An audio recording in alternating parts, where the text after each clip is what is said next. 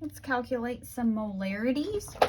Now let's just, before we get started, remember here that molarity is abbreviated as a capital M, but every time we see that, we know that really means moles of solute, meaning what we're dissolving, over liter of solution.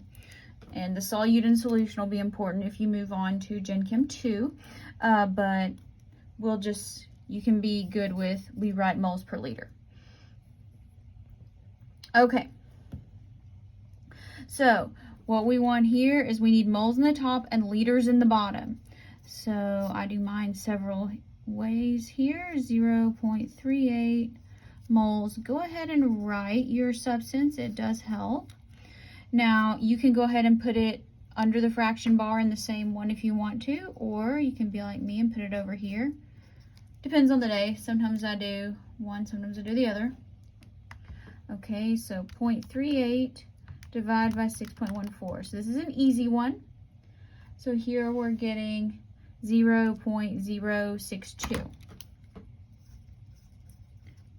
And you can write molar and then write your substance.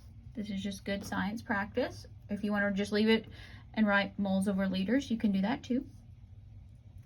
Okay, so here, now we don't have moles, we're given grams and we're given liters.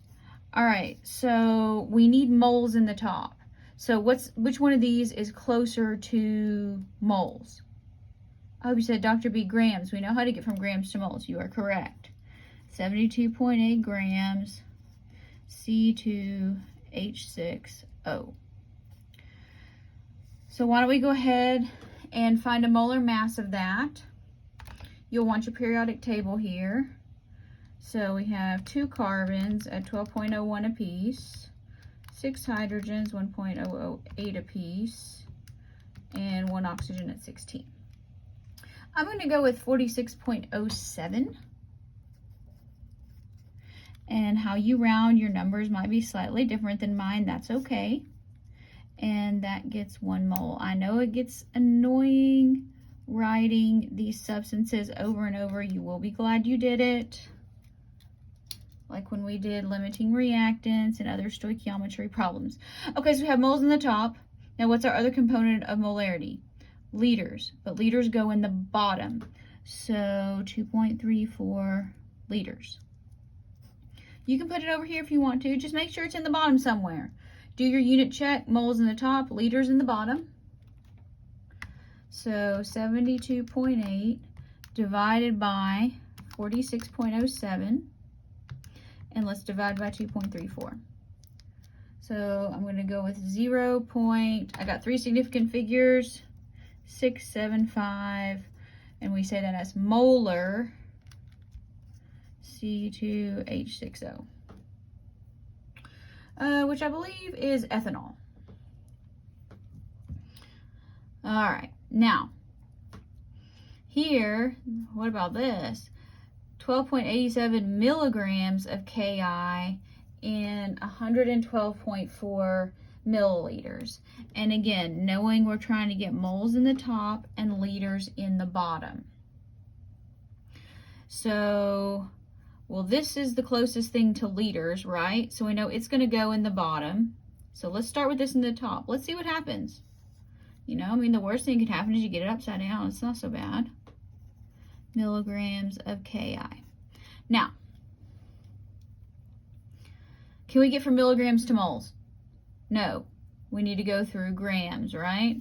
How many milligrams are in a gram? I hope you said, Dr. B, there's 1,000 milligrams in 1 gram. You are correct. Okay, so now we have 1 gram. Or, you know, we have grams. Whatever this is, turns out to be. Now, what do we need? Can we go from grams to moles? Yes, we can. Let's do that. I need my periodic table for this one. Potassium is 39.1. Iodine is way over here on this side, 126.9. So 166 grams of Ki is 1 mole. All right, so now we got moles in the top. What goes in the bottom for molarity? Hope you said liters. Do we have liters? Not quite, but we're close. We have 112.4 milliliters. Okay. Do we know how to get from milliliters to liters? Yes, we do. You know, hope you said, Dr. B, there's 1,000 milliliters in 1 liter. Okay. So moles in the top, liters in the bottom. We are good to calculate. Excellent. Now, if you said, Dr. B, there's 1,000 in the top and the bottom, you're right. We can just cancel those out. Or you can put them in there in the calculator. It'll take it out for you. 12.87 divided by 166 divided by 112.4. So this is not very concentrated. Let's go, we get 4 significant figures.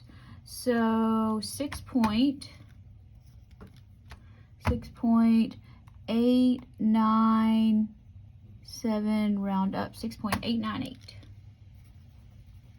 times 10 to the negative 4th, because do not write me this negative 4, don't write that.